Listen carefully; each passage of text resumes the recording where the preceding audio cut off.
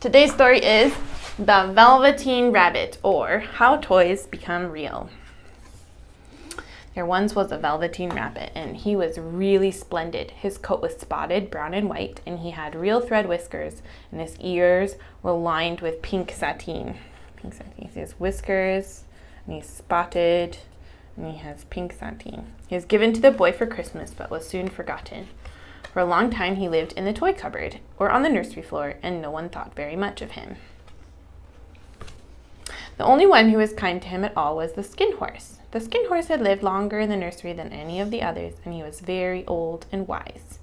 "What is real?" asked the Velveteen Rabbit to the Skin Horse one day. "It's a thing that happens to you," the Skin Horse said, "when a child loves you for a long, long time." One evening, when the boy was going to bed, he couldn't find the china dog that always slept with him. "Here," Nana says, "take your old bunny." And she put the Velveteen Rabbit into the boy's arms. That night, and for many nights after, the Velveteen Rabbit slept in the boy's bed.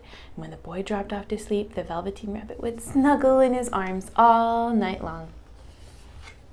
Spring came, and they had long days in the garden, for wherever the boy went, the Velveteen Rabbit went too. Once, when the Velveteen Rabbit was left out on the lawn until long after dusk, Nana had to come and look for him. "Fancy all that fuss for a toy," she said. "You mustn't say that," the boy said. "He isn't a toy, he's real." One evening in the garden, the Velveteen Rabbit saw two strange beings. They were rabbits like him, but quite furry and brand new. "Why don't you get up and play with us?" one of them asked. "I don't feel like it," said the Velveteen Rabbit. "I don't believe you can," said the furry rabbit. "He doesn't smell right. He isn't a rabbit at all. He isn't real." "I am real," said the Velveteen Rabbit. "The boy said so." And he nearly began to cry. Weeks passed, and the Velveteen Rabbit grew very old and shabby, but the boy loved him just as much. And then one day the boy became ill. It was a long, weary time, for the boy was too ill to play. They just have to snuggle a long time and wait for him to feel better. But the Velveteen Rabbit snuggled down patiently and looked forward to the time when the boy would be well again. And maybe they can go play outside. Presently the fever turned and the boy got better. He was able to sit up in bed while the Velveteen Rabbit cuddled close at his side. And one sunny morning the boy was allowed to sit outside. He was going to the seaside the next day on doctor's orders. "Hurrah!" thought the Velveteen Rabbit. "He can go to the sea." Have you been to the seaside? It's the ocean. You go to the beach. Yeah, you go to the beach. That's the seaside. He wanted very much to see the big waves coming in and the tiny crabs and the sandcastles. Remember we made a sandcastle like 2 weeks ago? Do you remember a sandcastle? Yeah. But the room was to be disinfected, and all the books and toys that the boy had played with in bed must be burned. "How about this old bunny?" Nana asked. "That," said the doctor. "Why, it's a mass of scarlet fever germs. Burn it at once." And so the Velveteen Rabbit was put into a sack and carried out to the garden to be burned with the rubbish the next morning. Why is there an ant here? I guess he's supposed to just be sat outside now with all the bugs. That night the boy slept in a new bed, and he had a new bunny to sleep with him. It was a splendid bunny, all white plush with real glass eyes. And while the boy was asleep, dreaming of the seaside, the Velveteen Rabbit felt very sad and lonely out in the garden.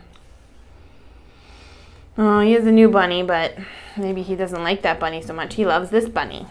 A tear trickled down his little shabby velvet nose and fell to the ground. And then a strange thing happened, for where the tear had fallen, Fairy. a flower grew, and presently the blossom opened, and out of it stepped a fairy.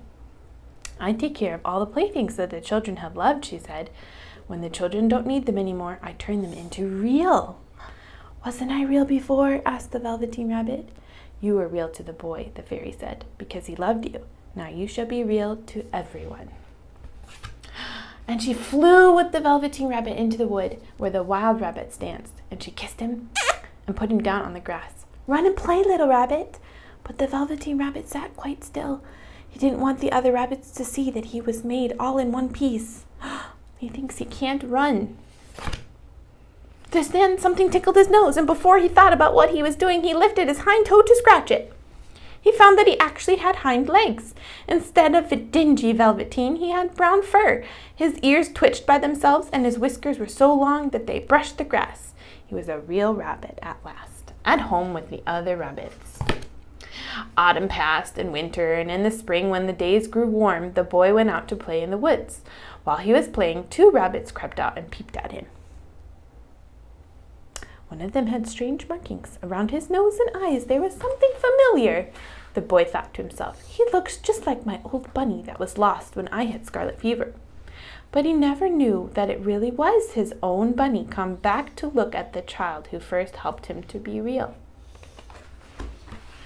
Oh, he says, thank you for loving me. Thank you for loving me so much that I became a real bunny. That's what he looks like now.